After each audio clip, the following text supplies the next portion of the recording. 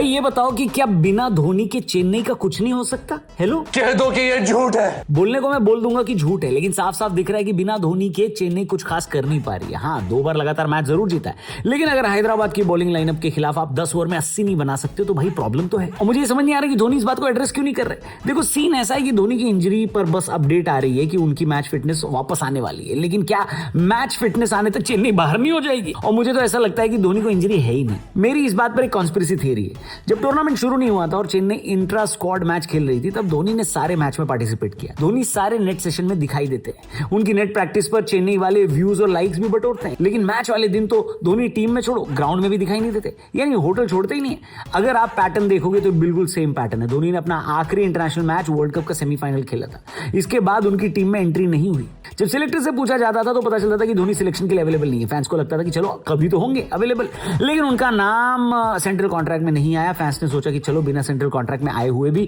खिलाड़ी भी तो क्रिकेट खेलते हैं। और फिर अचानक 15 अगस्त 2020 को, 1 साल बाद, धोनी ने कहा कि भैया आप मुझे अब नहीं देखेंगे। बिल्कुल यही पैटर्न चेन्नई के साथ भी होते दिख रहा है। धोनी ने पिछले साल जब अपना लास्ट मैच खेला था तो कहा कि देखूंगा कि अगले साल आ पाऊंगा या नहीं। अब जब अगला साल आया तो धोनी मैदान में नहीं आते।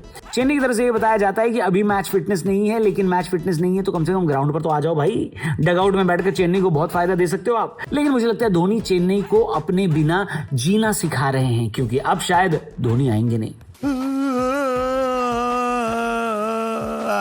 रो मत भाई साहब, थोड़ा खुश कर देता हूं मैं आपको। हमारा लेटेस्ट पॉडकास्ट टीआरपी चैनल पर रिलीज हो चुका है। द रौनक पॉडकास्ट में हमारे गेस्ट हैं मृत्युंजय शर्मा, ऑथर हैं, पॉलिटिशियन हैं, पब्लिक स्पीकर हैं, और बंगाल के चुनाव पर ऐसी ऐसी बातें हुई हैं, आपको बहुत नॉलेज भी मिलेगा और अपने दोस्तों से शेयर करने का मन भी करेगा। जाकर जरूर देखना, लिंक डिस्क्रिप्शन में दिया है। द रौनक पॉडकास्ट हमारे चैनल का नाम है। फिलहाल इस वीडियो में आगे बढ़ते हैं। तो भाई अब धोनी के बिना चेन्नई कब जीना सीख जाएगी ये बात अभी पता नहीं चल पा रही है, क्योंकि कल तो चेन्नई ने टॉस भी जीता। उनका मनपसंद, पहले उनको गेंदबाजी भी मिल गई। पावर प्ले में हैदराबाद वालों ने बहुत कूट दिया था, लेकिन मुकेश चौधरी ने 2 विकेट लेकर चेन्नई की वापसी करा दी, और उसके बाद लगातार चेन्नई वाले विकेट लेते चले गए, जिसकी वजह से हैदराबाद जो एक वक्त पर 220-230 के आसपास दिख रही थी, वो वहां तक पहुंच नहीं पाई। इसका बहुत बड़ा श्रेय कंबोज को जाता है। कंबोज ने 3 ओवर में 22 रन देकर 3 विकेट लिए, जिसकी वजह से हैदराबाद वाले 200 तक नहीं पहुंच पाए और 194 पर सीमित रह गए। चेन्नई को जीतने के लिए 195 चाहिए थे। हालांकि चेन्नई का यह रिकॉर्ड रहा है कि पिछले कई सालों से 180 के ऊपर का टारगेट देखकर इस टीम की चड्डी आगे से गीली पीछे से पीली हो जाती है। लेकिन अब तो चेन्नई की बल्लेबाजी बढ़िया है। अब तो आप एक्सपेक्ट करते हैं कि भाई ये लोग मैच जरूर खत्म करेंगे, लेकिन संजू एक बार फिर जल्दी आउट हुए। उनको गहरा धक्का लगा। याद रखिए, जो 2 मैच चेन्नई जीती है उसमें उनके हाईएस्ट स्कोरर संजू ही रहे।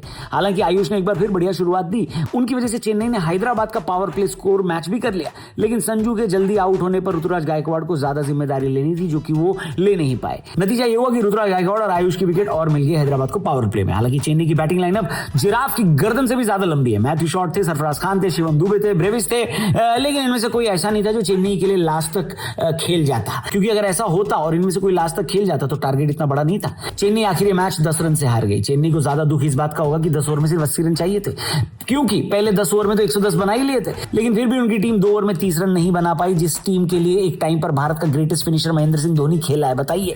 और इसीलिए मुझे लगता है कि धोनी अगर हैदराबाद गए थे तो कम से कम ड्रेसिंग रूम में तो आ जाते। उनके आने से ये चीज आसान हो सकती थी। आपको भी लगता है कि अगर धोनी टीम में है तो उनको ड्रेसिंग रूम में आना चाहिए? क्या धोनी अपनी रिटायरमेंट ले चुके हैं और हमें बता नहीं रहे हैं? और चेन्नई से गलती कहां हुई, ये सारी बातों के जवाब आप कमेंट सेक्शन में लिख सकते हो। चैनल को जरूर सब्सक्राइब करना, और जाने से पहले डिस्क्रिप्शन में लिंक दिया हमारे लेटेस्ट पॉडकास्ट का। बंगाल चुनाव पे फुल बवाल मच रहा है भाई साहब, और इस चुनाव की बात हो या बंगाल को समझने की बात हो, ये पॉडकास्ट आपको बहुत कुछ समझाएगा, नई चीजें बताएगा।